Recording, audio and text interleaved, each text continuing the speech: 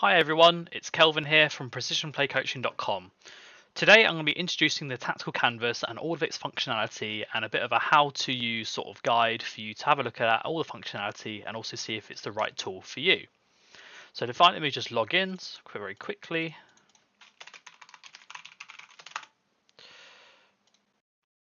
Okay, and let me go on full screen. There we go. So as you can see on the left hand side we have the pitch type, item color and all the hotkeys.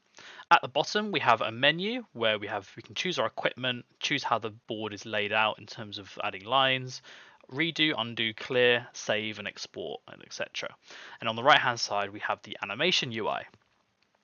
Now firstly with the pitch type, there are multiple pitch types to choose from. This is currently on 11v11 full. There is 7v7 youth here that makes the pitch a little bit smaller, and also a 5v5 small-sided pitch there. If you're interested in futsal, there's also a futsal pitch for you to choose from, and also a half 11v11 pitch. It's important to note that with this pitch, you can rotate it with this button down here. You can also remove the lines of the pitch, and you can also add in a grid, which allows you to place equipment and items along a line if you wanted to make them very straight and very aligned. Now, as you can see, the item color list here is full of colors for you to choose from. This chooses the color for players and shapes and items as well. So if I do the P hotkey, this will spawn a player in. So the default color for players is white, and if I continue to spawn players in, as you can see, the numbers keep getting larger and larger. Now, if I choose blue, okay, up here, the color picker, it will choose now blue players that will spawn in. If I want to select all these items here, okay, I can change the color of the players with this menu here. So if I can change them to purple, or if I want to change them with this UI here, that also works too. So if I change them to a blue. It's important to note as well, with players and elements and shapes, I can copy and paste. So I can literally make it so easy for myself. I wanted to copy and paste lots of shapes in. Now, at the bottom menu, as you can see, you can spawn a player in, which we've already done. You can also spawn a ball in, as you can see here, make that bigger or larger depending on what your needs are. You can also load a formation in. So let's say that I load in a 4-3-3 for the blue team. And then also I wanted another team on the other side. If I go to the red and spawn a 3-5-2, it will then spawn that other formation on the other side. It's also important to note if I rotate the board while these players are in position, it will remember the position of these players even if you rotate the board, which is very, very useful.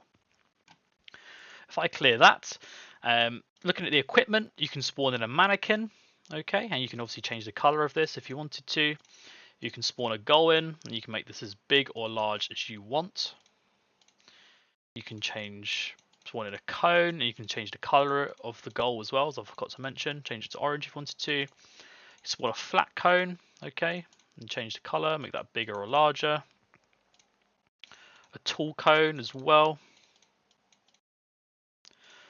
A pole cone, so with a pole around it for players like run around, etc. And then a ring, so if you're doing a bit of strength and conditioning, rings for players to jump through. And also you've got a hurdle here as well for players to jump over if you're doing strength and conditioning. And also a ladder as well, which will be really useful for warm-ups. You can also spawn in your own image, so you can upload a logo or an image. So let me just do that now to show you. So let me just find a picture. Oh, I've got one of Pep Guardiola, look, there we go. We can spawn in Pep Guardiola. And this is really useful for adding in your club badge and any sort of image that you might want to add to your session to sort of showcase as well. You can also draw arrows, as you can see here. You can also draw lines, you can draw dotted lines, and you can also free draw as well and do squiggly lines if you really wanted to. You can also add in shapes, so let's do a circle. We can also do a rectangle. We can do a triangle. And also we can spawn in some text, which I'll just type in now. Tactical canvas, which we can make larger, and we can also change the color of the text as well. What else you can do with lots of different elements is that you can group items together. So if I select all these items here and I go to group, a bit like on PowerPoint or Word or Microsoft applications, it allows you to group and move everything at the same time without selecting them all. And obviously you can ungroup as well. If I spawn a football in and a player, you can also send items to the front or back layer. So let's say that this football is currently behind the player at the moment. If I click on the player and press center back, it will then move the football in front of the player. Now it's important to note as well, we have a undo and redo function. So let's say that I have a ball here, okay, and I move the items over here. If I press undo, it will move those items back. And also, if I press redo, it will also move the positioning back to where they were before.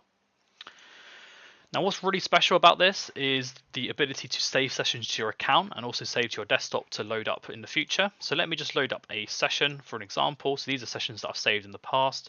So obviously I think it's a passing square drill here, as you can see. So if I press play here, you can see that it's playing through the animation. If I stop it, so if I save this, I can save to your account, so you can type in what you want to save it to. So if I type in passing square, for example, it will save to your account, and then if I clear it, load up, passing square, load, and it will load for you as well. For a fresh, I'll give you an example for a fresh one. So let's create a quick animation here. So spawning in 2 players, but I need 2 footballs. There we go. So if I do a little passing sequence, let's move that ball to the front so it looks a bit better. Okay, do a bit of a passing and moving drill here. There we go. We've got a bit of a drill moving around, passing and moving drill, which is as you can see here. And then basically, if we save this session, so if I do test and save test, okay, clear it, load. There we go, and then play. It will remember the animations for you as well. It's important to note on the animations, you can choose the speed of your animations, how they play. So if I change it to fast, this is what it looks like on fast. It goes a lot quicker, as you can see. And if I go to slow, it will slow the session right down for you. So this can be changed depending on what your needs are of this animation / video. It's important to note with animations as well. When you move an animation, so let's say I've got this player, let's add a frame to this one. So let's say that I'm moving this player around, okay? As you can see, there's 2 circles, there's 2 blue circles on this yellow path line. And if I can move these circles to make the player go around at an angle, okay? Which is really, really useful.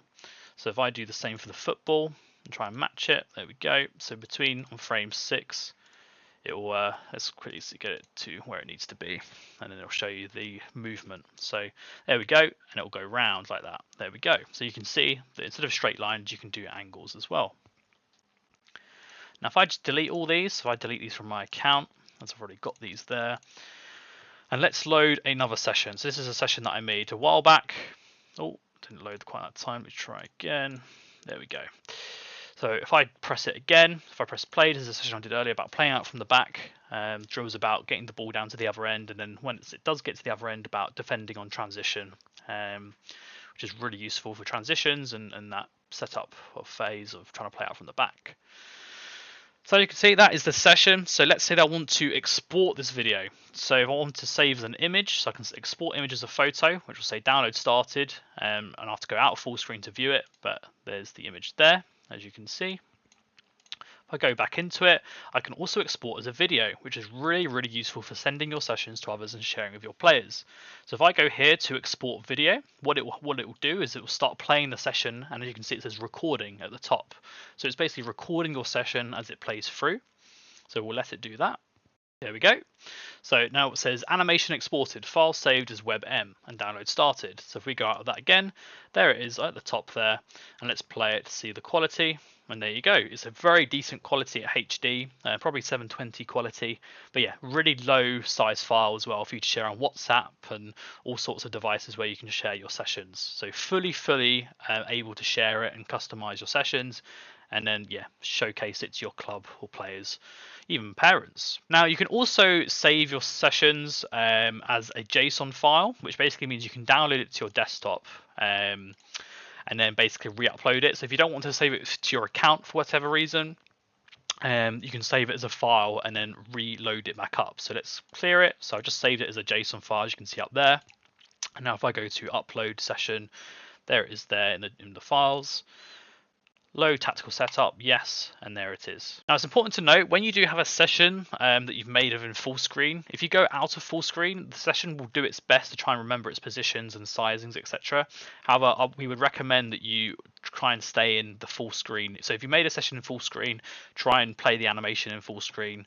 As you can see, it does an okay, decent job, but when you're in full screen, you need to make sure that it'll be much better if you have it within the same full screen or not full screen. Now, the last thing to mention is that this is a continuously developing platform. So if you found a bug or something that's not quite right, you can submit it to the team and we will look at trying to get it fixed. And also, if you have any suggestions as well to improve the canvas, we really want to listen to our pro members, so feel free to do that as well. Now, we hope that you enjoyed the video, and this just showcased the tactical canvas. If you have any questions, feel free to leave in the comments below, and we'll be happy to help. But yeah, thank you so much for watching, and have a good rest of your week. Take care. Bye-bye.